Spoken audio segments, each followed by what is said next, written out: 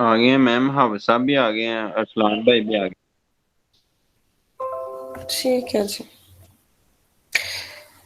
अस्सलाम वालेकुम। आज का हमारा जो टॉपिक है ना वो हमारा है डायगोनलाइजेबल मैट्रिसेस।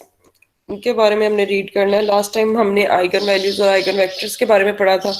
उनका ज़रा मैं जल्दी से आपको थोड़ा सा रिव्यू दे देती हूँ कि हमने क्या चीज़ पढ़ी थी और कैसे हम आइगन वैल्यूज और आइगन वेक्टर्स जो हैं वो फाइंड कर रहे थे। हमने एक करेक्टरिस्टिक पोलिनोमियल पढ़ी थी और फिर हमने एक करेक्टरिस्टिक इक्वेशन पढ़ी थी। ठीक है। हमने ये कहा था कि जो करेक्टरिस्टिक पोलिनोमियल होती है उसके जो रूट्स होते हैं उसको हम जो है वो कहते हैं कि वो हमारी आइगन वैल्यूज है। और वहां से फिर हम आइगन वेक्टर्स जो हैं वो भी फाइंड करते थे कि हमारे आइगन वेक्टर्स भी आ जाते थे। अब ये हम सबसे पहले इसमें स्टार्ट में हम क्या लेते थे कि हमने वी एक नॉन जीरो वेक्टर से यहाँ पर कंसीडर करते थे और A V is equal to lambda V. ये हमारे पास इक्वेशन होती थी। यहाँ पर हम कहते थे कि ये जो लैम्डा हमने लिया हुआ है ये हमारा आइगन वैल्यू है मैट्रिक्स ए की। ए वाला कोई ना कोई मेरा हमारे पास मैट्रिक्स होता था और जो यहाँ पर हमारे पास वी है ये हमारा जो है वो आइगन वेक्टर होता था उसी मैट्रिक्स ए का। ठीक है। Corresponding to eigen value lambda, मतलब कोई आइगन वैल्यू होती थी उसके कोरिस्पॉन्डिंग हमें एक आइगन वेक्टर मिलता था, उसको हमने वी कहा हुआ था। ए यहाँ पर हमारे पास मैट्रिक्स था और लैम्डा हमारे पास जो है वो क्या थी, आइगन वैल्यू थी। ठीक है। अब उसके बाद हम लोगों ने इसके बारे में ये जो इनको करेक्टरिस्टिक पोलिनोमियल और इसका नाम दिया था वो भी हम देख लेते हैं कि हमने यहाँ से हमने एक इक्वेशन बनाई थी कि a minus lambda I into V is equal to zero. ठीक है। इसको आपको डिटेल में लास्ट टाइम मैंने बताया था कि ये हमने किस तरह से ये इक्वेशन बनाई थी और यहाँ पर फिर हमने कहा था कि ये लेमडा जो है ये आइगन वैल्यू है इस मैट्रिक्स ए की इफ एंड ओनली इफ अगर हमारे पास जो है वो डिटर्मिनेंट इक्वल टू जीरो आ जाए a माइनस लेमडा आई का। ठीक है। आई यहाँ पर आइडेंटिटी मैट्रिक्स था हमारा। ए वो मैट्रिक्स जो गिवन था वो है और लैम्डा हमारी जो वैल्यू आती थी वो जिसकी वैल्यू जो वैल्यू हमें फाइंड करनी होती थी आइगन वैल्यू ये वो वैल्यू होती थी हमारे पास। ठीक है। तो ये हमने एक रिजल्ट पढ़ा था जिसको आपने जो है वो याद भी रखना है कि लैम्डा जो है वो आइगन वैल्यू होगी किसी भी मैट्रिक्स ए की इफ एंड ओनली इफ अगर हमारे पास डिटर्मिनेंट जो है ए माइनस लैम्डा आई का वो क्या आ जाए, इक्वल टू जीरो आ जाए। तो इसको यूज करके फिर हमने आइगन वैल्यूज भी फाइंड की। फिर जब हमने आइगन वैल्यूज फाइंड कर ली फिर उसके बाद हम आइगन वेक्टर जो है वो इस इक्वेशन को यूज करके फाइंड करते थे कि ये जो है हमारे पास A minus lambda I into V is equal to zero. यहाँ पर हम लेमडा की वैल्यू भी पुट कर देते थे, ए की वैल्यू पुट कर देते थे। आइडेंटिटी मैट्रिक्स हमने ऑलरेडी जो है वो लिया होता था तो ये इतनी टर्म तो हमने ये जो पैरेंथेसिस के अंदर है ये ऑलरेडी हम फाइंड की होती थी हमने। ठीक है। साथ हम वेक्टर वी को लेट कर लेते थे X Y M A B कुछ भी, तो फिर हम उसकी वैल्यू जो है वो फाइंड आउट कर लेते थे, इसको इक्वल टू जीरो पुट करके इक्वेशंस बन जाती थी और वहां से हम जो है वो वैल्यूज जो है वो फाइंड कर लेते थे। और वो फिर हमारे पास जो वैल्यूज आती थी हम आइगन वैल्यू को यूज करके आइगन वेक्टर फाइंड करते थे। ठीक है। उन वैल्यूज को फिर हम जो है वो क्या कहते थे, वो जो वेक्टर हमारे पास बन जाता था उसको हम कहते थे कि ये हमारा जो है वो आइगन वेक्टर है। अब ये कुछ ऑब्जर्वेशन हमने इसके अबाउट रीड की थी, ये भी आप लोगों को बता दी थी मैंने तब। अब हम अपने जो है वो मेन टॉपिक की तरफ मूव करने लगे हैं, डायगोनलाइजेबल मैट्रिसेस, क्योंकि यहाँ भी हमें आइगन वैल्यूज आइगन वेक्टर्स की जरूरत पड़नी है, इसलिए मैंने जल्दी से आपको जो है वो उसका रिव्यू करवा दिया। अब इसमें हम क्या कह रहे हैं कि in the preceding lecture we show that for the matrix, पहले तो हमने एक मैट्रिक्स यहाँ पर लिया हुआ है ए। इसमें जो हमने एंट्रीज ली हुई है वो है हमारे पास 1 3 और 3 1। If we change the basis uses, basis आपको पता है आप लोगों ने बेसिस का कॉन्सेप्ट जो है वो ऑलरेडी आप लोग डिटेल में पढ़ चुके हैं कि हमारे पास क्या होता है कि अगर इसका मेन कॉन्सेप्ट हमारे पास यही होता था कि वो लीनियरली इंडिपेंडेंट वेक्टर्स होते थे और दूसरा वो जो है वो स्पैन करते थे, मतलब जनरेट करते हैं पूरी वेक्टर स्पेस को। तो वो उस सेट को हम कहते थे कि वो हमारा सेट ऑफ बेसिस है। अब यहाँ पर हम देख लेते हैं कि ये हमने क्या लिया है कि हम कह रहे हैं कि अगर ई हमने ली हुई है चेंज ऑफ बेसिस, मतलब हम बेसिस इसकी E1 और E2, हम E1 से 1 1 को कह रहे हैं और 1 - 1 को E2 कह रहे हैं। यहाँ पर हम मतलब दो जैसे बेसिस के एलिमेंट लिए हुए हैं, जैसे हम बेसिस का सेट लेते थे ना उसमें दो एलिमेंट्स होते थे, उसको जस्ट हमने मैट्रिक्स की फॉर्म में लिख दिया है। से E1 हमारा 1 1 है, मतलब जो फर्स्ट वाला हमारे पास आ रहा है कॉलम ये हमारा E1 है और जो सेकंड वाला हमारा E2 है। ठीक है। ये हमने ये लिखा भी है कि ई कैपिटल ई हमारा किस चीज के इक्वल है, E1 E2 मतलब ये हमारा E1 है 1 1, और ये 1 और -1 जो है ये हमारा E2 को रिप्रेजेंट कर रहा है। Then in the new basis we have, अब यहाँ पर काम हमारा ये है कि हमने जो है ना वो न्यू बेसिस फाइंड करने जा रहे हैं, और उसके लिए हमें ये करना पड़ेगा कि E इनवर्स ए समटाइम्स हम E और बाद में भी E इनवर्स ले सकते हैं, लेकिन ये दोनों हम एक्सप्रेशन इस काम के लिए यूज कर सकते हैं, या पहले E इनवर्स ले लें फिर A और फिर E को जो है वो इन तीनों एक्सप्रेशंस को जो है ना वो मल्टीप्लाई करना होता है। तो अभी होंगी आप लोगों के पास नोटबुक्स, तो जरा मुझे बताएं कि ये जो E सामने आ रहा है इसका इनवर्स क्या होगा इस मैट्रिक्स का। 2 बाय 2 का मैट्रिक्स है, इसका इनवर्स मुझे जल्दी से बताएं कि क्या होगा। ये 1 1 और 1 -1 वाला जो मैट्रिक्स है, कैसे फाइंड करेंगे इसका इनवर्स, पहले तो ये बताए ना। मैम एडजॉइंट ओवर ए का डिटर्मिनेंट होता है जो, लेकिन मैं इस बिल्कुल। रास्ते में हूँ, मैं वापस आ रहा हूँ रास्ते में हूँ, तो नोटबुक तो नहीं है मेरे पास। चलें बाकी लोग करें, फाइंड करके बताएं मुझे जल्दी से कि क्या इनवर्स आ रहा है।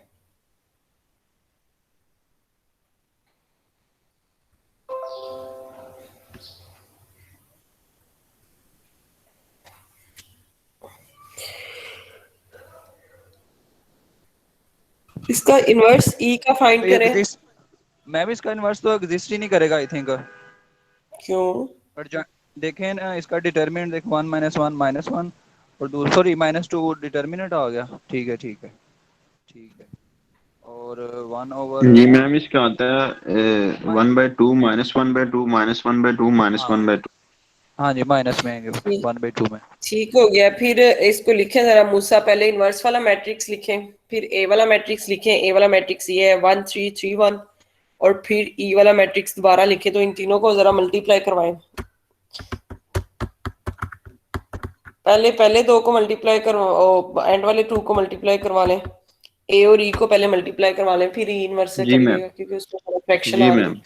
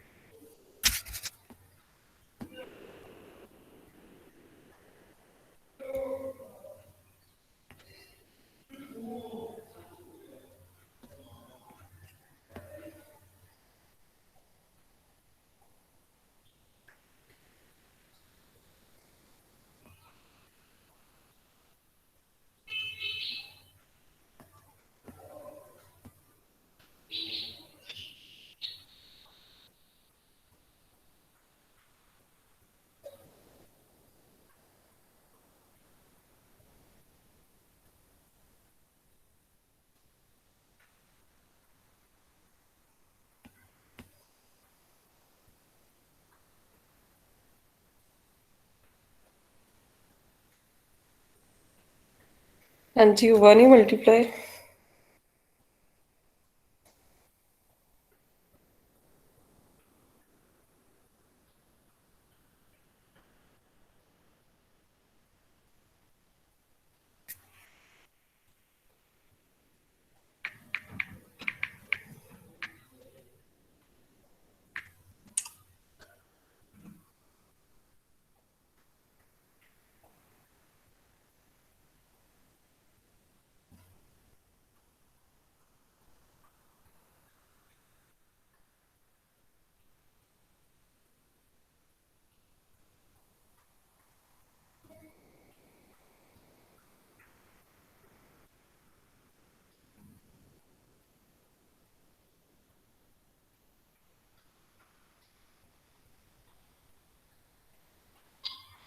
जी मैम हो गया, ये तो कुछ और ही आ रहा है। 0 -2 -4 0। कुछ और ही क्या आ रहा है, यही आना चाहिए। मेन डायगोनल पे 0 है और वो ऑफ डायगोनल पे 4 0 0 -2 आ रहा है।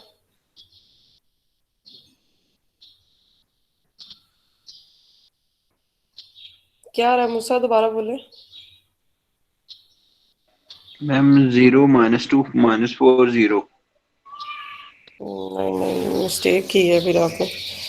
पहले पहले क्या लिखा है आपने, पहले क्या लिखा है?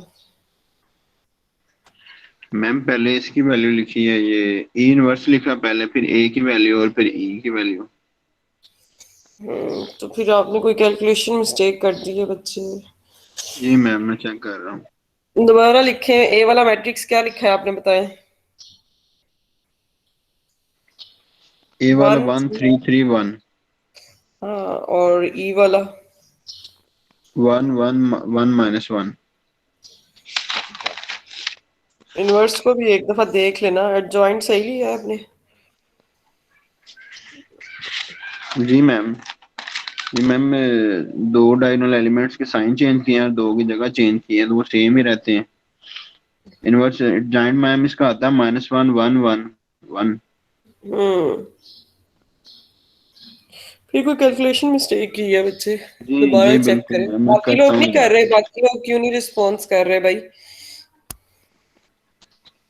हाँ जी, सनाओ रहमान, शाहिद नदीम, कामरान, फराह। शाहिद नदीम का मैसेज आ गया जी, मेरा माइक नहीं काम कर रहा। और बाकी सब तो रिस्पॉन्स करें ना। कामरान, फराह, सनाओ रहमान, आप लोग बताएं, आप लोग क्यों नहीं कर रहे? मैंने तो बस अब सोच लिया हो, तुम लोग जितना वो इन क्लासेस को इजी लेते हैं ना, जो रिस्पॉन्स नहीं ना देते बच्चे, मैंने तो उड़ा देना इस दफा उनको, अगली दफा फिर आए, फिर पता लगेगा क्या होता है।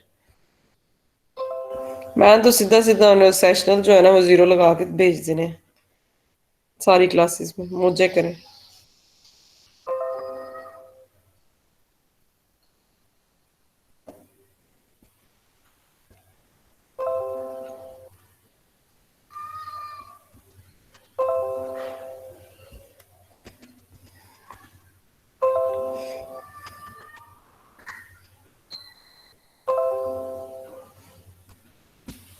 फिर आप बोल के बताया करें, मैसेज लिख देती हैं आप, बोल के बताया करें।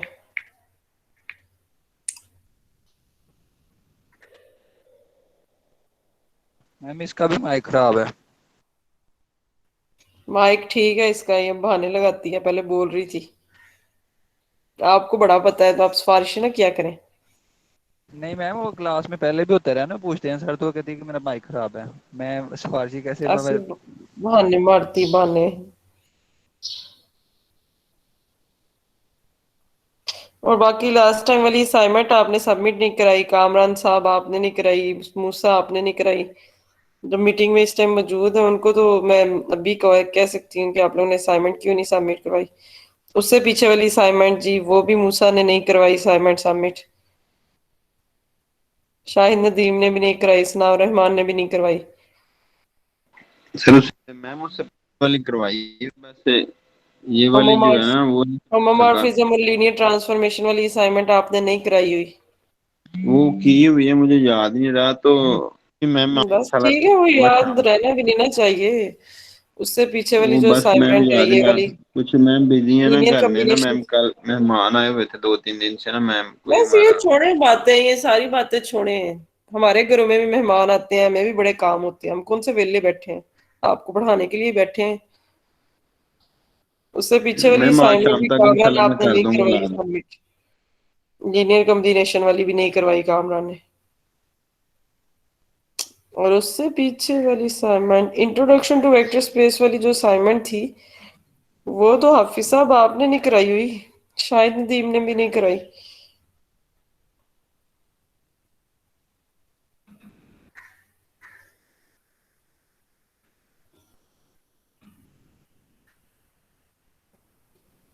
जेंट से ज्यादा लेडीज की जो है ना वो होती हैं कि मेहमान आ गए हैं, ये करना है, वो करना है, रमजान में 100 काम है। मैम इस वीक में और आप इतनी लोग, असाइनमेंट, इतनी असाइनमेंट क्विज आई है ना, दिमाग घूम गया हुआ था, सही बात है। बहुत काम मिला इस वीक। अच्छी बात है ना, ये तो मैं पुराने वीक्स की बात कर रही हूँ, इस वीक का तो आपने जमा करवाया हुआ है, ये तो पुराना काम पड़ा हुआ है नहीं तो मैं आपने वैसे सबमिट बता नहीं रहा किया। हूँ कि मैं कह रहा हूँ कि इस वीक काम आया ही पड़ा है, बहुत काम आया, लेकिन फिर भी कोशिश की है, करवा दिया। अच्छी बात है, अच्छी बात है। जी ये इतनी छोटी सी मल्टीप्लिकेशन है, क्या करते हो आप लोग? अब इतना छोटा सा काम इसमें घंटा लगा दिया है।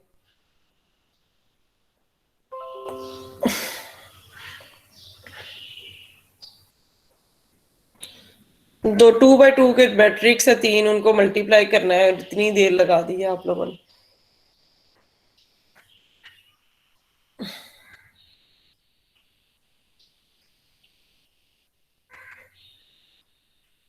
चले कर लीजिएगा इसको मल्टीप्लाई और चेक कर लीजिएगा, यही आएगा ये आंसर। आप लोग नोट कर लें, 400 और -2 आएगा आपका आंसर। इसका मेन एम ये था कि ये जो हमारे पास ये मैं इक्वेशन आपको बता रही हूँ कि ई इनवर्स ए और ई, अभी तो आपको पता नहीं चला था कि ये एकदम से ये ई कहाँ से आ गया है। ये भी मैं आपको बता देती हूँ। अगर आप लोग फोकस करें तो ये ए वही मैट्रिक्स है जिसको हमने लास्ट टाइम भी लिया था, जिसकी हमने आइगन वैल्यूज जो है वो फाइंड की थी इस मैट्रिक्स की 1331 वाले की। तो ये हमने वही मैट्रिक्स लिया है। और अगर आप इसकी आइगन वैल्यूज पे फोकस करें तो इसकी एक आइगन वैल्यू ये आई थी E1 1 आई थी, और सेकंड वाली इसकी आइगन वैल्यू आई थी 1 -1। मैं आपको दिखा भी देती हूँ कि ये हमने काम जो है वो किया था पहली एग्जाम्पल थी हमारी, और ये अब देखा हमने इसके लिए किया था। ये देखें, ये वही मैट्रिक्स है A1331, ठीक है। इसकी हमने आइगन वैल्यूज फाइंड की थी दो, एक 4 आई थी और एक -2 आई थी। फिर हमने इन आइगन वैल्यूज के कोरिस्पॉन्डिंग हमने आइगन वेक्टर्स फाइंड किए थे। तो एक आइगन वेक्टर हमारे पास आ गया था ये 1 1, ठीक है। और सेकंड वाला आइगन वेक्टर जो हमारे पास आया था वो ये जो आपको असाइनमेंट भी मिली थी और आपने करके सेंड भी की होगी और वेरीफाई किया होगा कि सेकंड वाला जो आइगन वेक्टर इस मैट्रिक्स के लिए बन रहा था वो बन रहा था 1 -1। तो अब मैं आपको बताती हूँ कि पहले तो हमने क्या करना है इसके लिए डायगोनलाइज करने के लिए। पहले तो आपने आइगन वैल्यूज फाइंड करनी है, वहां से आपने आइगन वेक्टर्स फाइंड करने हैं, और जब आपके आइगन वेक्टर्स आ जाएंगे तो उन आइगन वेक्टर्स की हेल्प से आपने ना एक ये मैट्रिक्स ई बना लेना है, ठीक है। इसमें ये इसके जो दोनों कॉलम होंगे ये दोनों आइगन वेक्टर्स हैं। एक आइगन वेक्टर 1 1 है और सेकंड वाला हमारा आइगन वेक्टर 1 -1 है। तो इस तरह से ये आपका ई वाला मैट्रिक्स बनेगा। जब आपका ई वाला मैट्रिक्स आप बना लेंगे eigen values eigen vector find करने के बाद, उसके बाद अगला आपका काम ये है कि आपने इस ई वाले मैट्रिक्स का इनवर्स फाइंड करना है। जो इसका इनवर्स आएगा उसको आपने ए के साथ और ई के साथ, मतलब ये तीन चीजों का आपने प्रोडक्ट लेना है, ई इनवर्स ए और ई का। जब आप इन तीनों का प्रोडक्ट लेंगे तो आपके पास एक मैट्रिक्स इस तरह का बन जाएगा। इसको हम नाम दे रहे हैं ए, और इसके ना इंडेक्स में ये जो सबस्क्रिप्ट में जो है ना वो हम लिख रहे हैं ई, ए ई इसको नाम दे रहे हैं, ठीक है। और ये इस तरह का इस मैट्रिक्स को बेसिकली हम कहेंगे कि ये हमारा डायगोनल मैट्रिक्स है। अगर आपको डायगोनल मैट्रिक्स की डेफिनेशन याद हो तो उसमें यही होता है कि आपके मेन डायगोनल में एंट्रीज होती हैं और मेन डायगोनल के अलावा जो बाकी सारी एंट्रीज मतलब ऑफ डायगोनल वाली होती हैं वो 0 होती हैं, ठीक है। तो ये ए ई जो है ये एक डायगोनल मैट्रिक्स आ गया है। इसमें हम क्या कह रहे हैं कि non zero entries lie on the main diagonal के, इसमें सिर्फ मेन डायगोनल पे नॉन जीरो एंट्रीज होती हैं, बाकी सारी की सारी एंट्रीज जो है वो इसमें क्या हो जाती हैं, 0 हो जाती है। अब इस ए ई वाले मैट्रिक्स को तो हम डायगोनल मैट्रिक्स कह रहे हैं, लेकिन ये जो प्रोसेस हमने किया है, ए वाला मैट्रिक्स हमारे पास था वो तो डायगोनल नहीं था ना, ये तो 1331 था, इसको हमने डायगोनल मैट्रिक्स बनाया है। तो इस प्रोसेस को बेसिकली जो है वो डायगोनलाइजेशन कहते हैं, कि हमने इस तरह ये प्रोसेस फॉलो करके हमने इसको डायगोनल मैट्रिक्स जो है वो बना सकते हैं। अब इसकी डेफिनेशन भी, फॉर्मल डेफिनेशन भी देख लेते हैं। वही बातें जो मैंने अभी आपको बताई हैं वही बातें यहाँ पर डेफिनेशन भी हैं कि अगर ए हमने एक n क्रॉस n मैट्रिक्स लिया है, मतलब n क्रॉस n से हमें ये पता चलता है कि ये आपको लास्ट टाइम भी बताया था आइगन वैल्यूज आइगन वेक्टर्स के लिए, कि हमें जो मैट्रिक्स हम लोग ले रहे होते हैं वो स्केयर मैट्रिक्स होते हैं, जिनके हम लोग जो है वो आइगन वैल्यूज और आइगन वेक्टर्स फाइंड कर सकते हैं, ठीक है। तो इनका स्केयर मैट्रिक्स होना जरूरी है। अगर स्केयर मैट्रिक्स नहीं है तो फिर कुछ और सीन होगा हमारे पास। अभी हम स्केयर मैट्रिक्स को जो है ना वो डील कर रहे हैं कि स्केयर मैट्रिक्स होगा तो तभी हम eigen values eigen vector find कर सकते हैं। We say that A is diagonalizable if there exists a basis। अब ये बेसिस वाला आपको बताया था कि Rn में से ये जो ले रहे हैं, मतलब देखें हम R2 में डील कर रहे थे क्योंकि हमारे पास मैट्रिक्स जो है वो 2 by 2 के थे, ठीक है। यहाँ पर इन जनरल लिखा हुआ है n by n का मैट्रिक्स। तो अगर 2 by 2 का मैट्रिक्स था तो उसके जो ई वाला मतलब उसके जो आइगन वेक्टर्स आने थे वो भी 2 ही आने थे, लेकिन अगर n बाई n का मैट्रिक्स है तो फिर उसके आइगन वेक्टर्स जो है वो भी तो फिर n ही आएंगे। तो इसलिए ये तो इन जनरल लिखा हुआ है कि E1 से लेकर En तक ये आइगन वेक्टर्स हैं with corresponding change of basis matrix. ये आइगन वेक्टर्स का उसने सेट हमने लिखा है, इसको सेट फॉर्म में भी लिख सकते हैं आइगन वेक्टर्स को। और फिर हमें जो है वो, क्योंकि हमारे पास ए मैट्रिक्स है, तो लास्ट टाइम भी आपको बताया था कि सेम नेचर के अगर होंगे तो तब भी उनको हम ऐड सब्ट्रैक्ट या मैट्रिक्स को दो को मल्टीप्लाई करवाना है तो एक सेट और एक मैट्रिक्स को तो नहीं मल्टीप्लाई करवा सकते, दोनों को मैट्रिक्स फॉर्म में होंगे तो तब भी हम मल्टीप्लाई करवा सकेंगे। ठीक है, तो फिर हमने इसीलिए फिर इन आइगन वेक्टर्स जो हमारे आए थे उनको हमने मैट्रिक्स फॉर्म में जो है वो बना लिया। हम वहां 2 बाई 2 का बनाया था, यहाँ n बाई n का बनेगा। और फिर हम सच डैट के फिर हम क्या कहेंगे कि ये डायगोनल वाला मैट्रिक्स ए सब ई पढ़ लें इसको, ए सब ई जो है वो इसको हम फाइंड करेंगे किस तरह से कि ई का इन्वर्स फाइंड करें, उसको ए से और ई से जो है वो क्या करा दें, मल्टीप्लाई करवा दें। तो यहाँ से फिर हमें जो है वो एक डायगोनल मैट्रिक्स जो है वो मिल जाएगा। ठीक है, ये आपको समझ आ गई? इसमें कोई आपको कंफ्यूजन, कोई टर्म कंफ्यूज कर रही हो, कोई चीज नो कंफ्यूज कर मैम, रही हो तो पूछ लें, फिर मैं आगे मूव करती हूँ। नो मैम, ओके है। गुड है। अच्छा जी, in the example over matrix E has the form. अब दोबारा यही वही एक्सप्लेनेशन लिखी हुई है जो मैंने अभी आप लोगों को बताई है कि ई की हमारी फॉर्म जो हमने लिया था मैट्रिक्स, उसमें E1 और E2 था। दो कॉलम इसमें आ रहे थे और वो 2 आइगन वेक्टर्स थे बेसिकली ए के, corresponding to the eigen values lambda is equal to 4 और लैम्डा इज इक्वल टू ये -2 है, मैं यहाँ पर 2 गलती से लिखा गया। In fact this is the general, बस यही हमारे पास जो है वो इसका है जनरल मेथड कि इसको हम इससे जो है वो फाइंड आउट करेंगे। ठीक है, अब यहाँ पर एक प्रूफ है, ये हमारे पास थ्योरम है, पहले इसकी स्टेटमेंट देख लेते हैं। The matrix A is diagonalisable if and only if. ये जो डबल इंप्लाइज का साइन होता है इसको डबल इंप्लाइज पढ़ते हैं और ये इफ एंड ओनली इफ ही होता है। इसका meaning there is a basis for R N consisting of the eigenvectors of A. अब यहाँ से हमें ये थ्योरम की स्टेटमेंट ये बता रही है कि ए वाला मैट्रिक्स जो है वो हमारे पास डायगोनलाइजेबल कब होगा, अगर हमारे पास उसकी बेसिस जो है वो आर एन में एग्जिस्ट करें, और वो जो बेसिस हमारे पास एग्जिस्ट करेंगी वो बेसिकली क्या हो, आइगन वेक्टर्स हो ए के। तो फिर ही हम कहेंगे कि हमारा ए वाला मैट्रिक्स जो है वो डायगोनलाइजेबल है। तो आपको एक बात तो क्लियर होगी कि मुझे बताएंगे जरा आप इसका कि अगर हमने ए को जो है वो डायगोनलाइज करना है सबसे पहले हमें क्या करना पड़ेगा? इन्वर्स फाइंड करेंगे मैम उसका है ई वाले वेक्टर का, ई वाले ए को वेक्टर का इन्वर्स, इन्वर्स, ई का ई वाला वेक्टर बच्चे कहाँ से फाइंड करोगे? पहले तो ई वाला तो फाइंड कर लो, सबसे पहले क्या करोगे? वो आइगन मेथड के मुताबिक इसका ई फाइंड करेंगे वेक्टर। बिल्कुल, सबसे पहले तो आइगन वैल्यूज फाइंड करोगे ना, आइगन वैल्यूज आएंगी तो आइगन वेक्टर आएंगे, आइगन वेक्टर आएंगे तो ई वाला मैट्रिक्स बनेगा।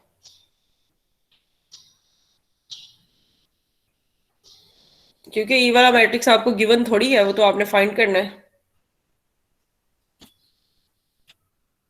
जी मैम।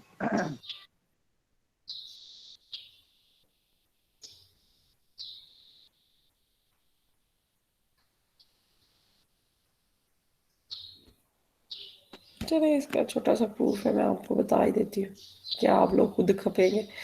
अच्छा, इसमें बेसिस हमने ली है, ये हमने आर एन में बात कर रहे हैं तो हमने बेसिस जो है वो एन ले ली है, मतलब ये एन E1 से लेकर En तक एन आइगन वेक्टर्स हैं। ठीक है, और इनको हम जो है वो सपोज किया है कि ये हमारी बेसिस है for R N with the property that. अब प्रॉपर्टी ये कौन सी होल्ड कर रहे हैं? आपको पता है कि हम आइगन वेक्टर्स जो है वो इस इक्वेशन को यूज करके ही जो है वो फाइंड आउट करते थे। हमारे पास A V is equal to lambda V होता था। ठीक है, वहां तो एक वेक्टर के लिए बात कर रहे होते थे, तो यहाँ पर वेक्टर्स हमारे पास n है, तो इसलिए हमने यहाँ पर v की प्लेस पे ये इक्वेशन हमारी वो ये टर्म आ गई है ई जे। ठीक है, और यहाँ पर j पे हम j की हमारे पास वेरिएशन है 1 से लेकर n तक। ए वाला मैट्रिक्स तो चेंज नहीं होगा, ए वाला मैट्रिक्स तो सिमिलर ही रहेगा, लेकिन वेक्टर हमारा चेंज होगा। हर लैम्डा जे वाली कोरिस्पॉन्डिंग आइगन वैल्यूज के कोरिस्पॉन्डिंग हमारे पास जो आइगन वेक्टर है उसको हमने ई जी कहा है। ठीक है, मतलब लैम्डा 1 होगा तो E1 आ जाएगा, लैम्डा 2 होगा तो E2 वाला आइगन वेक्टर आ जाएगा। तो इसी तरह अप टू सोन ये जो है वो n तक हमारे जो है वो चलते जाएंगे। उसके बाद हमने क्या कहा कि जो मैट्रिक्स ई है वो हमारा किस तरह से बनता था कि ये जो हमारे सारे आइगन वेक्टर्स आते हैं इनको हम कॉलम वाइज लिख लेते हैं, तो ये हमारे पास जो है वो मैट्रिक्स ई बन जाता है। ये भी हमारा n बाई n का मैट्रिक्स ही बनेगा। इसमें हमारे पास कितने वेक्टर्स आ रहे हैं, n वेक्टर्स आ रहे हैं, ठीक है। और फिर यहाँ से हमने क्या कहा कि फिर हम ए और ई को अगर मल्टीप्लाई करवा दें, अब ए और ई को जो है वो हम मल्टीप्लाई करवाएंगे तो हमारे पास ये क्या बन जाएगा, ये पूरा हमारे पास मैट्रिक्स ई वाले सारे वेक्टर्स के साथ जो है ना वो हमने ए को जो है वो क्या करवाया है, मल्टीप्लाई करवाया। तो ये इस तरह की हमारे पास जो है वो टर्म्स बन जाएंगी। अब इस पे अगर हम फोकस करें इस इन सारी टर्म्स पे, तो अभी आपको क्या कहा था कि यहाँ पर जे की प्लेस पे अगर हम 1 पुट कर दे तो हमारे पास ए ई वन जो है वो किसके इक्वल आ जाएगा, लैम्डा वन ई वन के। इसी तरह अगर हम जे की प्लेस पे 2 पुट कर दें तो ए ई टू जो है वो लैम्डा टू ई टू के इक्वल आ जाएगा, ठीक है। इसी तरह हमारा चलता जाएगा ये काम। अगर जे की प्लेस पे 3 पुट करते हैं तो ए ई थ्री जो है वो लैम्डा थ्री ई थ्री के इक्वल आता है। फिर हम एन पुट कर देंगे तो एन पे जाके हमारे पास लैम्डा एन ई एन आ जाएगा। तो मतलब इनकी प्लेस पे जस्ट हमने इस चीज को जो है वो क्या कर दिया है, रिप्लेस कर दिया, ठीक है। अब यहाँ से हमने क्या कहा कि ये हमारे पास किस चीज के इक्वल होगा। एक तो लैम्डा हमारे पास, आपको पता है कि लैम्डा वाली जो वैल्यूज हैं वो हमारे पास लैम्डा वैल्यूज क्या है, ये आइगन वैल्यूज है हमारे पास, ठीक है। और लैम्डा हमारे पास आइगन वैल्यूज है। और अगर हम फोकस करें इस पे जो है वो E one E two E N, ये तो हमने ई वाला मैट्रिक्स लिया हुआ था, और ये हमारे पास जो है वो लैम्डा वन लैम्डा टू और लैम्डा एन जो है ये हमारे पास आ रही है आइगन वैल्यूज। अब ये दो प्रोडक्ट आ रहे हैं, एक तो लैम्डा वाली वैल्यूज में आ रही है इसमें, और दूसरा इसमें एक मैट्रिक्स ये वाली वैल्यूज ई वाले मैट्रिक्स की जो वैल्यूज है वो आ रही है।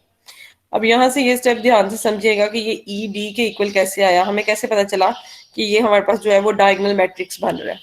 तो अगर आप फोकस करें मैट्रिक्स मल्टीप्लिकेशन पे, तो किस तरह से हमारी मैट्रिक्स मल्टीप्लिकेशन होती है कि पहले वाला जो हमारे पास होता है, मतलब पहली हमारे पास अगर ई वन है, पहले हम ई वाला मैट्रिक्स लिख रहे हैं ना, तो पहले हम ई वन को पकड़ेंगे, इसको हमने मल्टीप्लाई करवाना है नेक्स्ट मैट्रिक्स की जो हमारे पास फर्स्ट वाली जो है वो कॉलम होता है उसके साथ हमने मल्टीप्लाई करवाना होता है। अब वो टर्म्स ऐड भी हो रही होती हैं, मल्टीप्लाई भी हो रही होती हैं, लेकिन यहाँ पर सिर्फ हमारे पास एक लैम्डा वन ई वन आया है। तो इससे हमें ये पता चलता है कि हमने जिस मैट्रिक्स के साथ इसको मल्टीप्लाई करवा रहे हैं ई वाले मैट्रिक्स को, उसकी सिर्फ फर्स्ट वाली एंट्री जो है वो नॉन जीरो है, जो कि क्या है, फर्स्ट उसके कॉलम की फर्स्ट वाली एंट्री सिर्फ नॉन जीरो है, और वो क्या है, लैम्डा वन है। और बाकी उसकी सारी एंट्रीज उस कॉलम की जो है वो क्या है, जीरो है, क्योंकि ऐड हो के साथ तो कुछ भी नहीं आ रहा, ठीक है। फिर अब अगली बात आगे मूव करें तो E2 की तरफ मूव करते हैं। अब E2 पे जब जाएंगे तो इधर से तो हमारे पास ये आ गई सेकंड रो, और उधर से हमने अब क्या करना है कि से इसको अच्छा इसके बाद इसका ये लैम्डा वन, अब मैं यहाँ पर कैसे आपको लिख के, लैम्डा वन एक ऐसा मैट्रिक्स बने वैल्यू बनेगी कि उसकी पूरी रो में भी, मतलब फर्स्ट वाली पूरी रो भी जीरो है सिर्फ फर्स्ट एंट्री को छोड़ के, और पूरा कॉलम भी जीरो है फर्स्ट एंट्री को छोड़ के, सिर्फ फर्स्ट एंट्री जो है वो लैम्डा वन है। तो तब भी आपके मल्टीप्लिकेशन में ये चीज आ सकती है, ठीक है। अब उसके बाद जो है वो हमारा क्या है कि E2 जो है वो भी हमारा जो है इसी तरह से आएगा कि हम E2 को जब मल्टीप्लाई करवाएंगे तो उसकी भी हमारे पास जो है वो सारी की सारी जो एंट्रीज है वो हमारी क्या आ जाएंगी, वो जीरो आ जाएंगी। सिर्फ सेकंड वाली जो एंट्री है, जो सेकंड रो और सेकंड कॉलम की जो एंट्री है वो हमारे पास नॉन जीरो होगी, बाकी सारी की सारी एंट्रीज जो है वो हमारी क्या हो जाएंगी, वो जीरो होंगी। तभी हमारे पास ये जो है वो E2 लैम्डा टू E2 आ जाएगा। इसी तरह आगे हम चलते जाएंगे तो वो सारी एंट्रीज हमारे पास इस तरह बन रही होंगी।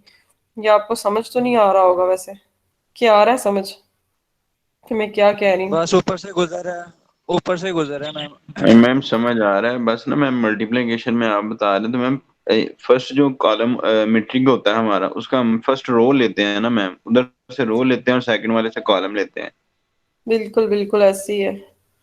अच्छा मैं एक चीज ट्राई करके जी देखने मैम, लगी उसकी हूँ, फर्स्ट अगर तो एंट्री मैं हो गई नॉन जीरो।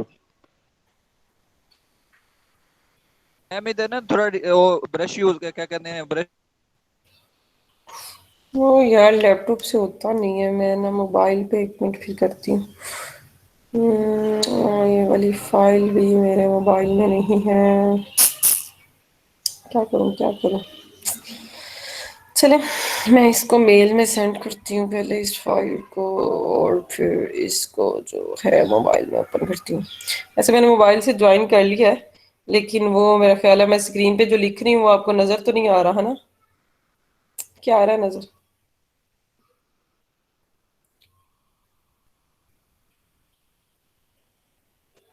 मैम वो मोबाइल से आप स्क्रीन शेयर करेंगे तो फिर ही हमें आएगा ना। चलें, ये फाइल मेरे पास मोबाइल में है नहीं, मैं पहले 1 मिनट बस मेल में सेंड कर दूँ। अच्छा जी, ये हो गया।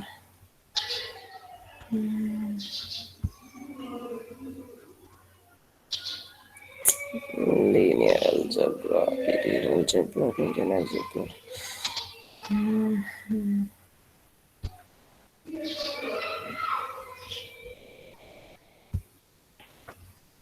और आप लोग सुनाएं, कैसा आप लोगों का रमजान गुजर रहा है? रमजान इतनी तेजी से गुजरी जा रहा है।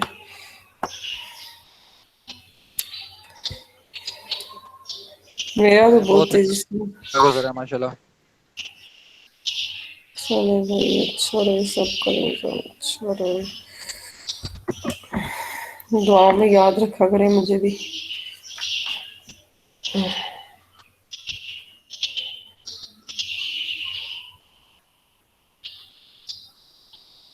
अच्छा जी, मेल सेंड हो गई है। अब मैं इधर से स्क्रीन जो है वो स्टॉप करूं, फिर उधर से शेयर होगी।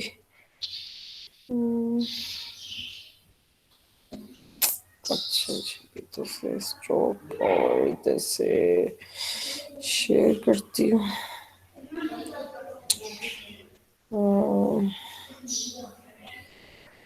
कौन सी मेल पे मैंने पता नहीं सेंड कर दिया। याहू पे किया शायद, याहू पे।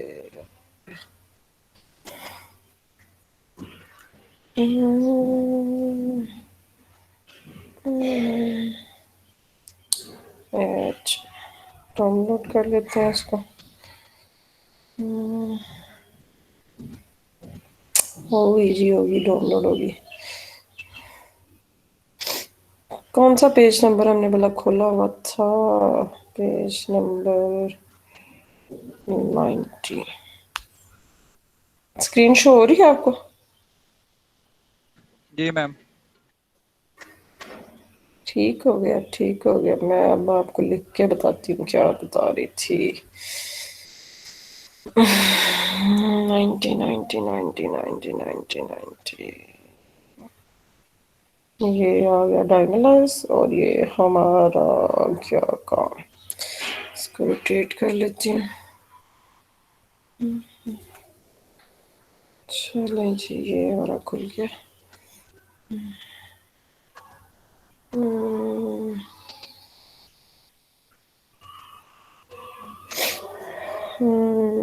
ये हम कहाँ पे बात कर रहे थे? प्रूफ कर रहे थे, थ्योरम का प्रूफ कर रहे थे। थ्योरम का प्रूफ कर रहे थे, कहाँ चला गया ये? अब मैं आपको बताती हूँ मैं क्या कह रही थी। ये क्या चक्कर है? अच्छा अच्छा अच्छा।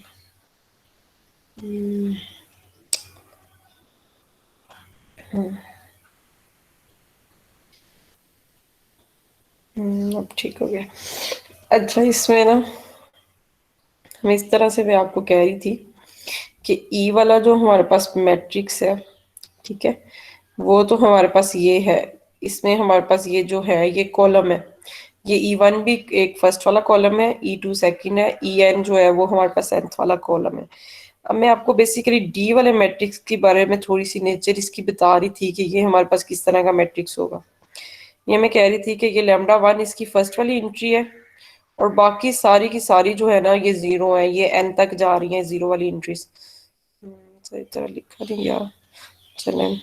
ये n तक जीरो वाली एंट्रीज जा रही हैं। इसी तरह ये जो फर्स्ट इसकी रो है, इसमें भी लैम्डा 1 के अलावा बाकी सारी की सारी एंट्रीज हम क्या कह रहे हैं, जीरो है।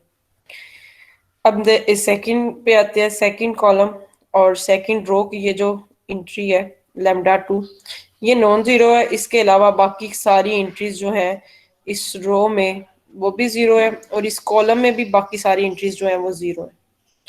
तब भी ऐसे होगा ना कि जब हम E1 को फर्स्ट वाले कॉलम जो है इसको हमने जब मल्टीप्लाई करवाना है, वो फर्स्ट वाली रो जो है इसको, ओ सॉरी, पहले फर्स्ट वाला कॉलम है ये E1, लेकिन हमने क्या करना होता है कि पहली रो को हमने पूरी को मल्टीप्लाई करवाना होता है जो दूसरा मैट्रिक्स है उसके पहले कॉलम के साथ, ऐसे ही है।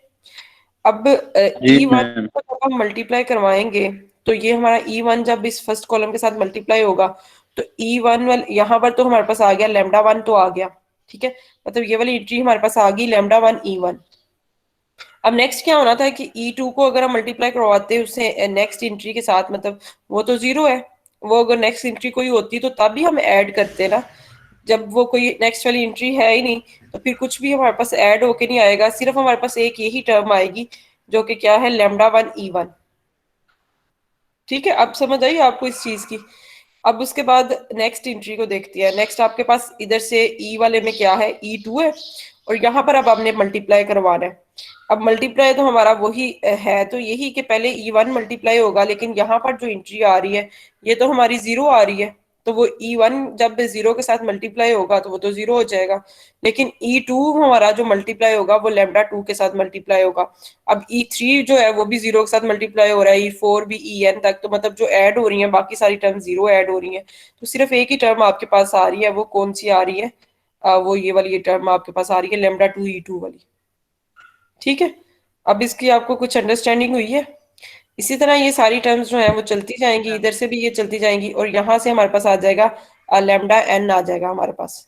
ठीक है, अब एंड पे जाके हम क्या करेंगे, फिर जब हम मल्टीप्लाई करवा रहे होंगे तो ये E1 0 के साथ मल्टीप्लाई हो रहा है, E2 0 के साथ, इसी तरह E3 4 एंड तक 0 से मल्टीप्लाई हो रहे हैं, सिर्फ En जो है वो किसके साथ आ जाएगा, λn के साथ। तो सिर्फ हमारे पास ये एक टर्म आ रही है λn। ठीक है, तो ये हमारे पास यहाँ तक हम पहुंच गए थे, इस वैल्यू तक। यहाँ से फिर हमने कहा कि ये हमारे पास जो बेसिकली बन रहा है, ये प्रोडक्ट बन रहा है दो वेक्टर्स का, दो मैट्रिसेस का। कौन कौन से मैट्रिक्स का, एक तो हमें नजर आ रहा था कि ई है, और सेकंड वाला मैट्रिक्स हम क्या कह रहे हैं कि सेकंड वाला मैट्रिक्स ये डी होगा, ये एक डायगोनल मैट्रिक्स होगा, और ये इस तरह का मैट्रिक्स डायगोनल मैट्रिक्स होगा कि जिसके डायगोनल में हमारे पास कौन सी इंट्रिक्स आ रही हैं, मतलब इस ये जो हम इस तरह से मैट्रिक्स की फॉर्म लिखते हैं ना डायगोनल मैट्रिक्स की, इसको हम इस तरह से भी एक्सप्रेस कर सकते हैं, क्योंकि डायगोनल मैट्रिक्स में हमें पता है कि डायगोनल के अलावा बाकी सारी एंट्रीज तो 0 होनी है, तो इसको हम इस तरह से एक्सप्रेस कर सकते हैं कि इसका सिर्फ हम डायगोनल लिख लेते हैं कि डायगोनल में क्या क्या आ रहा है, λ1 λ2 λn आ रहा है। तो होपफुली कि अब आपको ये चीज जो है वो क्लियर होगी होगी कि मैं क्या कहना चाह रही हूँ। अभी भी कोई कंफ्यूजन है तो मेरे से पूछ लें। नो मैम, ओके हो गया बस, ठीक है।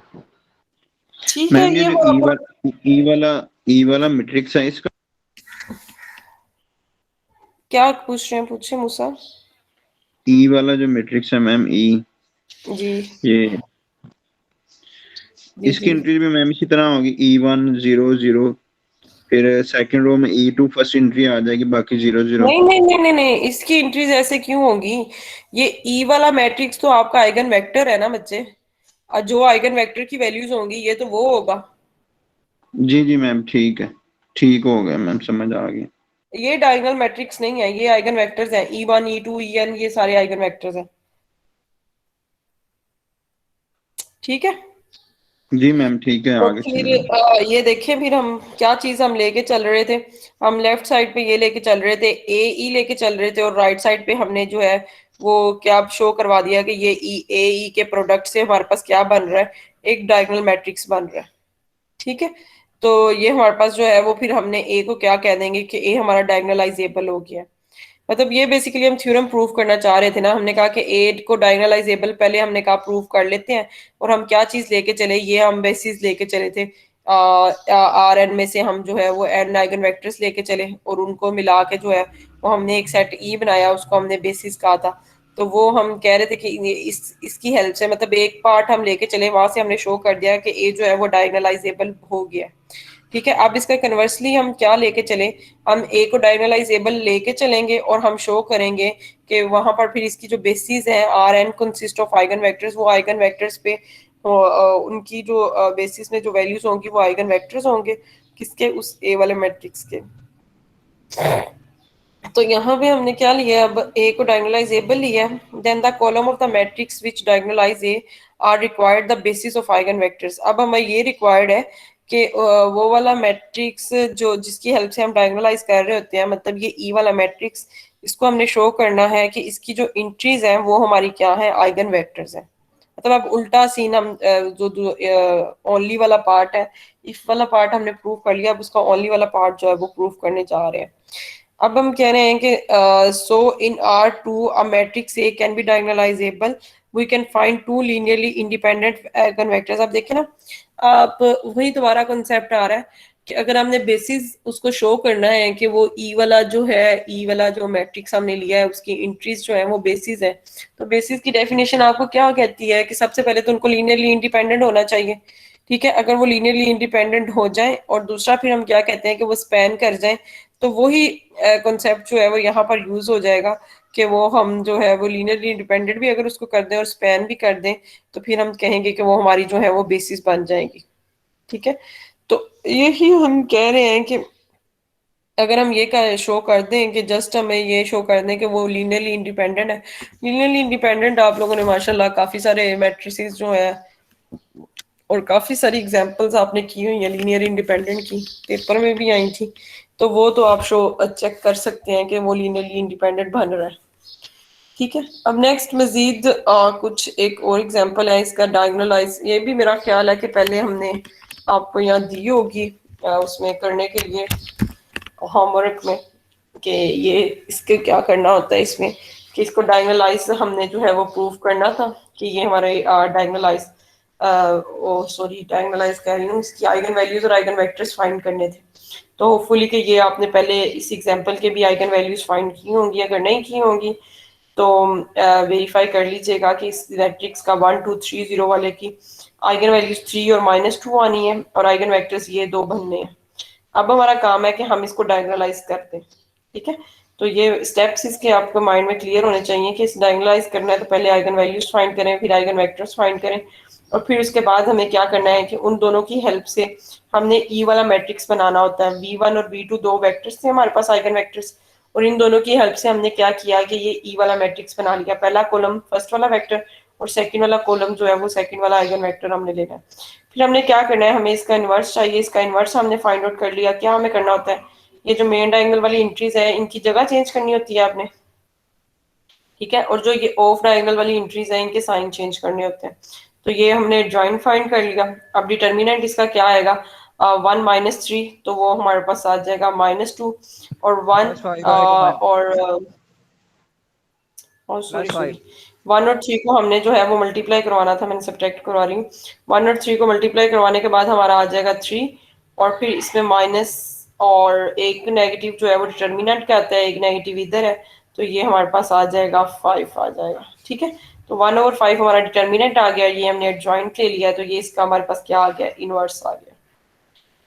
ठीक है, अब उसके बाद हमारा इनवर्स फाइंड करने के बाद हमारा क्या काम होता था कि हम ये फाइंड टर्म हमने करनी होती थी ई इनवर्स ए ई। तो अब ये ई इनवर्स ए ई फाइंड करने के बाद आपके पास क्या आएगा, ये हमारे पास आएगा डायगोनल 3 -2। फिर मैं ना आप लोगों पे नहीं छोड़ूंगी, आप लोगों ने पहले घंटा लगा दिया था, मैं खुद मल्टीप्लाई करती हूँ इसको। ए वाला मैट्रिक्स हमारे पास क्या है, 1 2 3 0। मैं करती हूँ जरा इसको मल्टीप्लाई, 1 2, और ये 2 रो में था कि हाँ ठीक है, 1 2 और 3 0, यही मैट्रिक्स था ए वाला। अब इसको मल्टीप्लाई करवाना है हमने और ई वाला मैट्रिक्स है हमारे पास 1 1 -2 एंड 3। पहले मैं इसको ई के साथ मल्टीप्लाई करवा रही हूँ, उसके बाद इसको ना मैं लेफ्ट साइड से ई इनवर्स के साथ मल्टीप्लाई करवाऊंगी।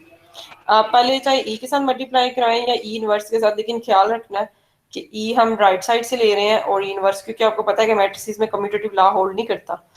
तो अब इसको मल्टीप्लाई करवाएं जरा, पहली रो पकड़ें इधर से और इधर से पहला कॉलम, तो ये हमारा क्या आ जाएगा, 1 को 1 से मल्टीप्लाई करवाएं 1 आ जाएगा, और 2 को 1 से मल्टीप्लाई करवाएं तो वो हमारा 2 ही आ जाएगा। तो पहली एंट्री हमारी 3 मतलब 3 बन जाएगा। 3 आ जाएगी। ये मैम नेक्स्ट आ हम रहा है मल्टीप्लाई 3 1 करवाते हैं तो ये हमारे 2 पास 3। -2 और 6 आ जाएगा। -2 + 6 हमारा जो है वो बच +4 जाएगा आ जाएगा, +4 +4 आ जाएगा। ओके, अब यहाँ पर 3 को मल्टीप्लाई करवाएं 1 से तो ये हमारा 3 आ जाएगा, क्योंकि 0 तो 1 से 0 हो जाएगा। अब ये हमारे पास -6 और 0 आ जाएगा, तो ये हमारा -6 आ गया। ठीक है, अब ये याद रखना क्योंकि मैं आगे मूव करूंगी तो ये गायब हो जाएगा। 3 3 4 और -6 ये हमारे पास आ गया। इन दोनों को मल्टीप्लाई करवाने के बाद 3 3 4 नहीं 4 किधर आ रहा था, 3 4 3 और -6 यही बन रहा था ना। जी अब मैम। इसको हमें मल्टीप्लाई करवाना है जी इनवर्स के साथ। अब इनवर्स पे मैंने ऊपर छोड़ दिया, मैम इनवर्स ये वाला जो -6 है इसको चेक कर लें, ये मुझे लग रहा है प्लस का आना था शायद, पता नहीं जल्दी में हो गया, मुझे लग रहा था प्लस का आना है।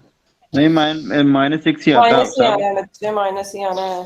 ये देखिए ना, ये 3 है ना, 3 को जब -2 से मल्टीप्लाई करवाएंगे तो -6 आ जाएगा। 0 को 3 से जी, करवाएंगे तो वो तो 0 आना तो है। 0 आ हाँ जाएगा मैम, ठीक है ठीक है -6 मैम, ही ठीक है। आता हाँ, जल्दी में कब हमने किया है बच्चे इस तरह। ये 4 3 और -6 ये मैट्रिक्स हमारे पास आया था। इसको अब हमने लेफ्ट साइड से मल्टीप्लाई करवाना है इनवर्स वाले मैट्रिक्स के साथ। इनवर्स वाला मैट्रिक्स है हमारे पास 3 2 -1 1 और 1/5 इसके बाहर है। अब मेरे पास जगह नहीं है इधर लिखने की, मैं इसको मल्टीप्लाई करवाती हूँ। 1/5 बाहर लिख लेती हूँ, बाद में मैं डिवाइड कर लूंगी। अब मुझे बताएं, 3 को 3 से मल्टीप्लाई करवाना है 9, और फिर 2 को आपने मल्टीप्लाई करवाना है 3 से। और 9 + 6 क्या होता है आपका, 15। 15 मैम। जी मैम। और ठीक है, 15 को 5 से अब डिवाइड नेक्स्ट करेंगे 3। 3 को 4 से मल्टीप्लाई करवाएंगे तो क्या आ जाएगा आपका, 3 12 4 और फिर आप लोग मल्टीप्लाई करवाएं, ऐड होगा, ये तो 0 नहीं हो जाएगा। 12 - 12 बन रहा है ना। 3 4 12 और 2 6 12 +12 और -12 आ रहा है, तो ये हमारा हो जाएगा 0। ठीक है, अब नेक्स्ट इसको मल्टीप्लाई करवाएं। -1 को 3 से मल्टीप्लाई करवाएं 3, और 1 को 3 से मल्टीप्लाई करवाएं। अब -3 और +3 ये भी हमारा हो जाएगा 0। अब ये -1 को 4 से मल्टीप्लाई करवाएं -4, और 1 को -6 से मल्टीप्लाई करवाएं -4 -6, तो ये आपका आ जाएगा -10। 10। ओके, अब इसको 5 से डिवाइड करवाना है आपने। 5 से डिवाइड करवाने के बाद हमारे पास वैल्यू जो है वो आनी है ई 3 0 इनवर्स 0 ए -2 और ई की, ये वैल्यू आनी है हमारे पास। तो ये हमारे पास आ 3 जाएगी 0 0 3 0 0 0 और 0 -2। -2। ठीक है, तो ये हमारे पास डायगोनल मैट्रिक्स आ गया। और क्योंकि इसकी मेन डायगोनल की एंट्रीज नॉन जीरो है और ऑफ डायगोनल की एंट्रीज हमारी 0 आ गई, तो ये हमने डायगोनल मैट्रिक्स बना लिया है। अब आपको कहा था कि इसको डायगोनल की फॉर्म में भी लिख सकते हैं, तो डायगोनल की फॉर्म में इसको किस तरह से लिखेंगे, वो ये देखिए इन्होंने लिखा हुआ है डायगोनल की फॉर्म में। मैं अब सारा रेस कर रही हूँ। ये डायगोनल की फॉर्म में इसको इस तरह भी लिख सकते हैं कि सिर्फ डायगोनल की एंट्रीज लिखते हैं, डायगोनल 3 और -2। ठीक है, यही आपकी डायगोनल में एंट्रीज आ रही थी, 3 और -2। ठीक है जी, अब समझ आ गई है। जी मैम, जी ओके मैम। हो गया। पिछला भी ऐसे ही बच्चे होना था, वो कहीं आप लोगों ने ना कैलकुलेशन मिस्टेक मैम की वो होगी, एडजाइंट गलत इसलिए नहीं लिया हो रहा था, होगा। एडजाइंट गलत लिया था। बस देख लें फिर। मूसा स्पेंड तो बाय एक्टर्स ऑफ अर्जेंट भी गलत लोगे तो ही। सॉफ्ट मैम ये हाउस साहब के मुताबिक मैंने एडजाइंट ले लिया था, जिस वजह से गलत हो गया। ना मूसा भाई मैंने तो बताया ही नहीं आपको। अच्छा, ये नेक्स्ट थ्योरम है ना, ये बड़ा वो अच्छा थ्योरम दे दिया उन्होंने। क्या कह रहे हैं कि λ1 और λ2 अगर डिस्टिंक्ट आइगन वैल्यूज होंगी ए की, तो विद कोरिस्पॉन्डिंग आइगन वेक्टर्स इसके कोरिस्पॉन्डिंग हमने क्या लिए हुए हैं, λ1 λ2 हमने आइगन वैल्यूज लिए हैं, और v1 और v2 हमने आइगन वेक्टर्स लिए हैं। तो हमने क्या कहेंगे कि फिर ये इनकी हेल्प से ये जो सेट बनेगा v1 और v2 का, तो ये लीनियरली इंडिपेंडेंट ही होगा। ठीक है, अगर हमारे पास आइगन वैल्यूज जो है वो क्या है, डिस्टिंक्ट है, मतलब रिपीटेड नहीं है, तो फिर उनके जाहिर बात है आइगन वेक्टर्स भी डिस्टिंक्ट ही होंगे और डिफरेंट ही होंगे। तो फिर क्या कहेंगे कि वो उनको हमें चेक करने की जरूरत नहीं है। तो ये हमें थ्योरम मिल गया है कि हम फिर वो जो है वो आइगन वेक्टर्स की हेल्प से जो सेट बनेगा वो क्या होगा, लीनियरली इंडिपेंडेंट सेट होगा। ठीक है, तो इसने तो हमारा काम बहुत आसान कर दिया। अब हम क्या करते हैं कि हमें लीनियरली इंडिपेंडेंट के लिए हमें क्या लेना पड़ता था, हम इसी तरह लीनियर कॉम्बिनेशन लेते होते थे ना, और उसको हम क्या पुट करते थे, इक्वल टू 0 पुट करते थे। अब यहाँ पर हमने इसीलिए हमने ये लीनियर कॉम्बिनेशन लिया है। C1 और C2 जो है वो कोई भी स्केलर्स हमने ले लिए हैं, V1 V2 हमारे वेक्टर्स हैं, where one of the coefficient say C1 is non zero. तो अगर कह रहे हैं कि इनमें से कोई एक कोफिशिएंट जो है वो हमारा मस्ट है कि नॉन जीरो होना चाहिए, इस तरह से हमने सपोज किया है। तो अगर इनमें से कोई एक नॉन जीरो है तो इसका मतलब ये है कि हम V1 is equal to lambda V2 और लैम्डा यहाँ पर अल्फा हमने क्या कहा है कि अल्फा कोई नॉन जीरो स्केलर है, तो फिर मतलब V1 को हम V2 के लीनियर कॉम्बिनेशन में लिख सकते हैं। यहाँ पर हमने ये लिखा है कि अगर हमारे पास अल्फा हम कोई नॉन जीरो स्केलर ले रहे हो। अब हम क्या अगली बात हम क्या कह रहे हैं, पहले तो हमने कह दिया कि अगर अल्फा नॉन जीरो है तो फिर हमने इसको लीनियर कॉम्बिनेशन में लिख सकते हैं। अब अगली बात क्या है कि अगर हम अल्फा को 0 ले लेते हैं तो फिर हमारे पास क्या होगा, ये जो V1 वाला हमारा वेक्टर है ये तो इक्वल टू 0 आ जाएगा। और बाय डेफिनेशन हम ये चीज सपोज करके चले हैं कि हमारे पास जो है नोट एन आइगन वेक्टर, अगर V1 जो है वो 0 है तो फिर ये हमारे पास आइगन वेक्टर नहीं होगा। ये हम स्टार्ट पे ये बात जो है वो लेके चल रहे थे, ठीक है। अब यही जो हमारे पास यहाँ पर ये वाला एक्सप्रेशन हम यहाँ तक पहुंचे हैं, इसको हम मल्टीप्लाई करवाने लगे हैं दोनों साइड्स को इसकी a से। अब जब इसकी दोनों साइड्स को हम a से मल्टीप्लाई करवाएंगे तो ये हमारे पास जो है वो a v1 बेसिकली ये इस तरह से हो रहा है कि ये हमारे पास आया था a v1 is equal to alpha था, अल्फा a, और दूसरी साइड पे हमारे पास क्या था v2। ये हमारे पास एक्सप्रेशन था ना, इसको हमने दोनों साइड्स को मल्टीप्लाई करवाया a से। अब ये जो a v1 है जो हम इक्वेशन पढ़ रहे थे, हम इक्वेशन क्या पढ़ते थे, a v is equal to lambda v वाली इक्वेशन पढ़ते थे ना, जो हमारी कैरेक्टरिस्टिक इक्वेशन थी। क्योंकि v हमने अगर आइगन वेक्टर्स लिए हुए हैं तो फिर ये आइगन वेक्टर्स तो इस इक्वेशन को सेटिस्फाई कर रहे होते हैं। तो फिर हम क्या करेंगे कि इसको हम जो है वो ये जो a v1 है इसको हम लैम्डा वन v1 के इक्वल पुट कर सकते हैं, ठीक है। और ये जो a v2 है हमारे पास, इसकी जगह हम लैम्डा टू v2 लिख सकते हैं। यही हमने काम किया है। दोबारा से मैं आपको बता देती हूँ कि a v1 की प्लेस पे हम इस इक्वेशन से लैम्डा वन v1 लिखने जा रहे हैं, और a v2 की प्लेस पे इसी इक्वेशन से हम लैम्डा टू v2 लिखने जा रहे हैं, ठीक है। तो ये एक ही स्टेप में किया हुआ है यहाँ पर, लेकिन मैंने आपको बता दिया कि ये किस तरह से हुआ है कि ये लैम्डा वन v1 आ गया a v1 की प्लेस पे, और लैम्डा टू v2 आ गया a v2 की प्लेस पे, अल्फा वैसे का वैसे ही रहा, ठीक है। On the other hand multiply the same equation by lambda one and then subtracting the two equations gives. अच्छा, अब हम क्या कह रहे हैं कि कहते हैं कि लैम्डा वन से जो है वो इसको अगर हम मल्टीप्लाई करवा दें और फिर हम जो है वो इन दो इक्वेशंस को अगर हम सब्ट्रैक्ट करें तो हमारे पास ये जो है वो क्या एक्सप्रेशन बन जाएगा वो हम देख लेते हैं। अच्छा जी, ये हमारे पास आ रहा है। इसके बाद हमारे पास जो वैल्यू इसकी बनेगी वो यही बनेगी, क्योंकि लेफ्ट साइड तो फिर इसकी हमारी जो है वो 0 हो जाएगी। ये देखें ना, इस इक्वेशन को हम कह रहे हैं कि हम लैम्डा वन से मल्टीप्लाई करवा दें इसकी दोनों साइड्स को, और फिर इन दो इक्वेशंस को हम क्या कर दें, सब्ट्रैक्ट कर दें।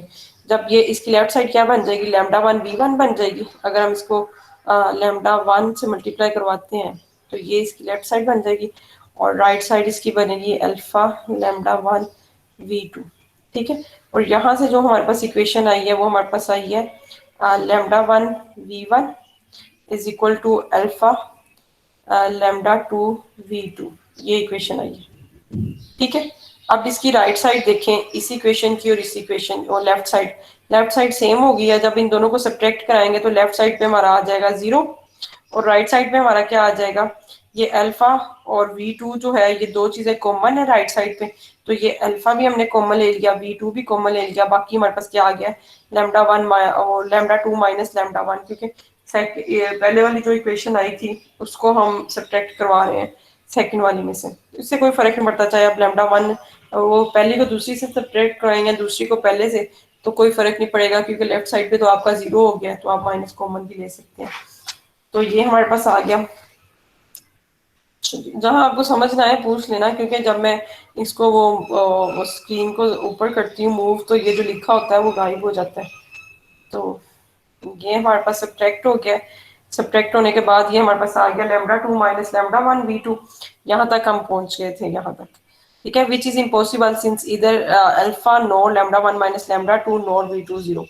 अब ये जो हमारे पास एक्सप्रेशन बन चुका है, ये 3 नंबर्स का बेसिकली प्रोडक्ट आ रहा है, ठीक है, 3 चीजों का प्रोडक्ट आ रहा है, तो और इक्वल टू किसके आ रहा है, 0 के।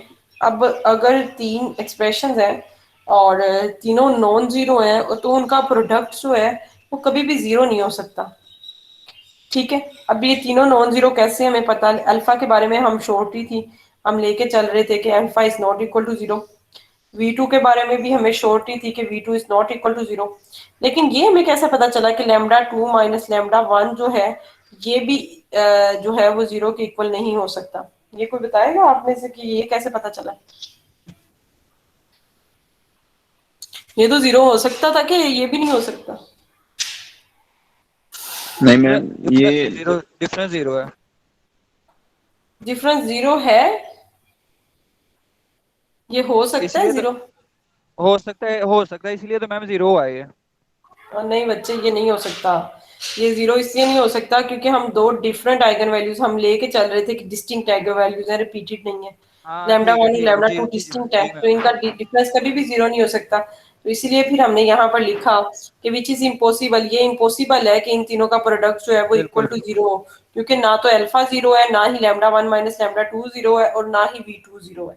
तो ये जो हमारा ये शुरू एक्सप्रेशन में बन कहा गया हुआ है, था। ये इम्पॉसिबल सी बात बन गई है कि ये इम्पॉसिबल है कि ऐसे हो, ठीक है। बेसिकली हम यहाँ पर सपोज ये करके चल गए थे, ये देखे ना, हमने प्रूव करना था कि ये लीनियरली इंडिपेंडेंट है, लेकिन हम लेके क्या चल रहे थे, इनको लीनियरली डिपेंडेंट लेके चल रहे थे कि V1 को V2 की टर्म्स में हम लिख सकते हैं, अल्फा उसका कोई स्केलर मल्टीपल लिख लिया था, यही लीनियरली डिपेंडेंट की डेफिनेशन थी। तो वो हमारे पास ये आ गई, कंट्राडिक्शन आ गई है कि अगर हम ये चीज लेके चलते हैं तो फिर ये तो हमारी कंट्राडिक्शन आ गई। तो इसका मतलब है कि फाइनली हमारे पास प्रूव हो गया कि V1 और V2 फिर क्या होंगे, लीनियरली इंडिपेंडेंट ही होंगे। अगर तो ये डिस्टिंक्ट आइगन वैल्यूज के डिस्टिंक्ट वेक्टर्स हैं, तो फिर मस्ट है कि इन दोनों को लीनियरली इंडिपेंडेंट ही होना चाहिए, लीनियरली डिपेंडेंट नहीं हो सकते, और यही हम प्रूफ करना चाह रहे थे। देख लें, दोबारा आपको स्टेटमेंट दिखा देती हूँ प्रूफ की, कि अगर लैम्डा वन और लैम्डा टू डिस्टिंक्ट है, अगर ये डिस्टिंक्ट ना होते ना फिर तो ठीक था, फिर तो उनका डिफरेंस 0 फिर हो 0 हो सकता था जाना कि था। डिस्टिंक्ट हाँ नहीं है। फिर 0 हो जाना था। लेकिन अगर ये डिस्टिंक्ट है तो फिर ये आइगन वेक्टर V1 और V2 वाले जो हैं, ये मस्ट है कि क्या होंगे, लीनियरली इंडिपेंडेंट ही होंगे, ये डिपेंडेंट नहीं हो सकते। ठीक है, समझ आ गई आप लोगों को? इसमें कोई कंफ्यूजन है तो मेरे से पूछ लें। मैम ना करें ना ज्यादा, तब क्लियर होता है। ठीक है, आप लोग दोबारा एक दफा फिर सुनिएगा, फिर आपको जो है वो ये चीजें हो जाएंगी क्लियर। बहरहाल मैं आपको बता दिया है कि मैंने ये प्रूफ बाय कंट्राडिक्शन किया था, मैं लीनियरली डिपेंडेंट लेके चली थी और एंड पे कंट्राडिक्शन आ गई, तो फिर हमने कहा कि ये तो पॉसिबल ही नहीं है, जो चीज हम सपोज करके चल रहे हैं। तो इसका मतलब है अगर ये पॉसिबल नहीं है तो फिर मस्ट है कि अगर ये लीनियर डिपेंडेंट पॉसिबल नहीं है डिस्टिंक्ट आइगन वैल्यूज और आइगन वेक्टर्स के लिए, तो फिर ये मस्ट है कि ये फिर लीनियरली इंडिपेंडेंट ही होंगे, ठीक है। अब ये आपके लिए एक्सरसाइजेज हैं, इनकी आपने eigen values eigen vectors find करने हैं, और फिर उसके बाद इसको डायगोनलाइज करना है इन मैट्रिसेस को, और फिर मुझे बताना है आपने क्या आ रहा है। List the two reason a matrix may fail to be diagonalizable, give example of both cases। बहुत अच्छा क्वेश्चन है, ये भी आपने सर्च करना है। ये दो रीजंस आपने बतानी है कि ऐसी रीजंस आपने सर्च करनी है कि ऐसे कौन से मैट्रिक्स हैं जो डायगोनलाइजेबल ना हो, और फिर जो है वो जो भी दो रीजंस आप बताएंगे उन दोनों की कोई एक काउंटर एग्जांपल भी देनी है आपने, ठीक है। मैम अब ऐसे मुझे तो नेक्स्ट, लगता है एक तो ये होगी कि वो उसका नहीं डिटर्मिनेंट जो अभी है ना वो ना 0 बताएं होगा अभी। आपकी साहब, अभी ना बताएं, अभी सोचने दे बच्चों को, अगली क्लास में बताइएगा, बल्कि असाइनमेंट में लिखिएगा। अभी सोचने दे, एट द स्पॉट आंसर नहीं देते होते एक्सरसाइजेस का।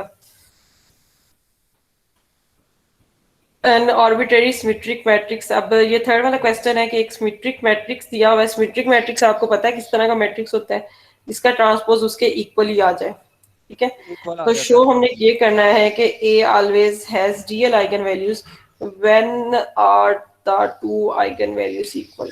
ठीक हो गया। कंडीशन भी उसने पूछ ली है कि दो आइगन वैल्यूज इसमें मतलब रिपीटेड आइगन वैल्यूज कब आएंगी, ये भी आपने बताना है फिर। और बस जी, इनर प्रोडक्ट इंशाल्लाह हम नेक्स्ट टाइम स्टार्ट करेंगे। अच्छा जी, मेकअप क्लास इसकी जो है, पता ये है कि फंक्शनल का तो मसला नहीं है। फंक्शनल का इसलिए हमारे पास मसला नहीं होता कि उसके लेक्चर रिकॉर्डेड है, लेकिन इसका मैंने रिकॉर्ड किया नहीं और मुझे टाइम भी नहीं मिल रहा रिकॉर्ड करने का। रूटीन इस तरह की बनी हुई है, रात को कोशिश करती हूँ कि रिकॉर्ड करूँ। रात भी ऐसी गुजर जाती है आजकल, तो रात सोना भी नहीं होता, जागना ही होता है सारी रात बस। 2 बज जाते हैं जागते जागते, 2 बजे के बाद क्या सोना फिर हमने। तो मैम इस संडे मैम हमने इसकी मेकअप मेकअप मतलब क्लास ना 28 एट अप्रैल को है। वो तो है मूसा, वो है, लेकिन मैं कोशिश करूंगी मैं ना जल्दी ले लूं। मैंने जाना है, अभी तो मैं लाहौर हूँ, मैंने जाना है अम्मी की तरफ, वहां जाके फिर मैं ज्यादा